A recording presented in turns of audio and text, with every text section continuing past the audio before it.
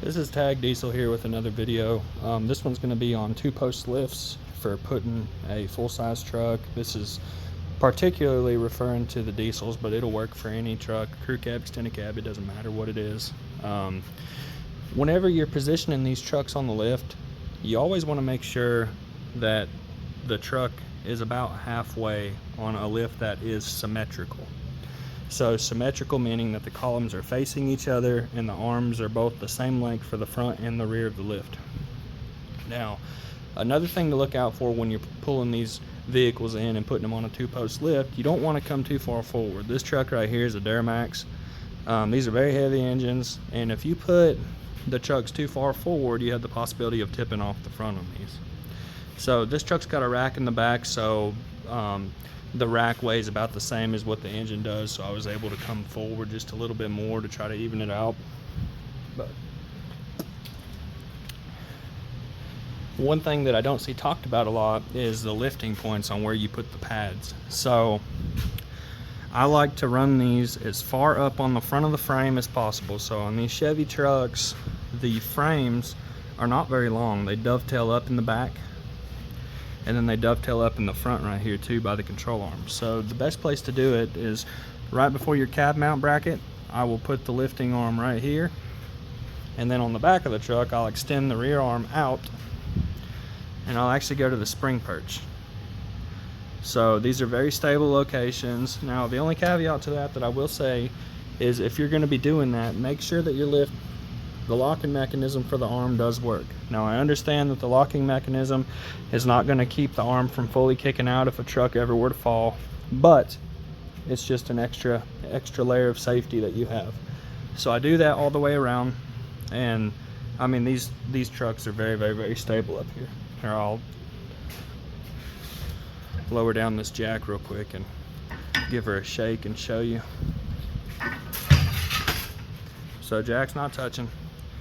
I'm gonna grab the bumper right here.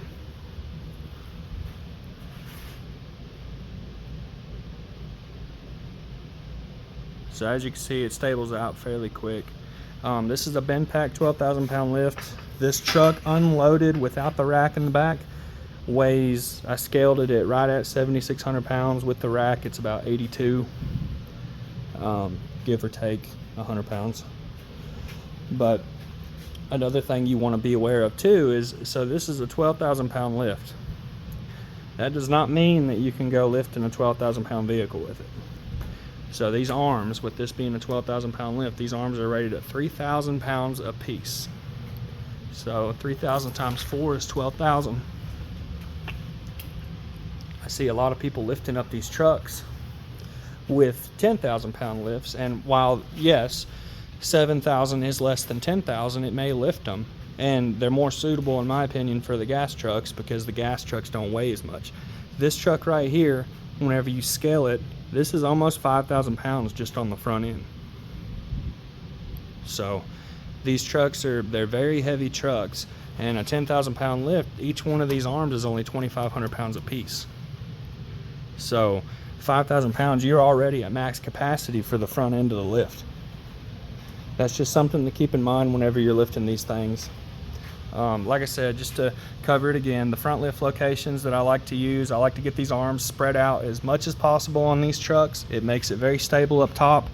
If you were to take any component off, you don't have to worry as much. You still have to worry about it, but not as much about the weight shift, especially if you're using the jack stands like in the front and the rear of the truck.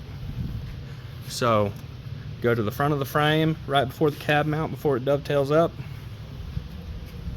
If you go to the rear of the truck, go right here to the spring perch, spring hanger. They get called different things, but same thing. And then the way that I stack these is this bend pack lift came with 6-inch adapters and 3-inch adapters. I stack a 6 and a 3. On the front I just run a 3, and I do that the same for both sides, and the same thing on the front. Both sides run a 3, and then that makes my contact just about even as the lift's lifting up. I actually think the front contact's just barely first, which I'd rather have the front contact first because you have all the suspension travel of the rear. So just a quick tip video on how to put the lifting arms up underneath the truck and where to put them so it can be most stable for you guys if it's up in the air. All right, thank you. One last thing too is whenever you're lifting these, a general rule, you can look up scale weights on these trucks and kind of see about what the ratio is. And then Benpack, Mohawk, a lot of different lift manufacturers on their website have a formula that you can use. I actually think I have one back here. But you take the weight of the truck, front axle, and then you do it times, you have what's called a reference datum line. And so basically you would you would tie a plumb bob or a string or something straight down, and then you would measure from that string to the center of the front axle, which would be the center of your hubcap or center of the wheel.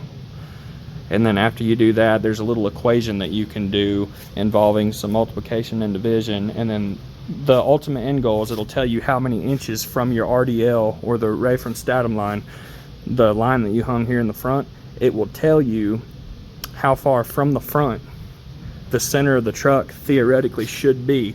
Now this is obviously for a stock truck, you know, wheels and tires and bumpers and all that will throw the numbers off by a little bit, but usually, general rule of thumb, your door handle should be just about in the center of your lift. I know some guys like to pull these things forward to where they can open the door all the way. I don't do that. I've seen these things.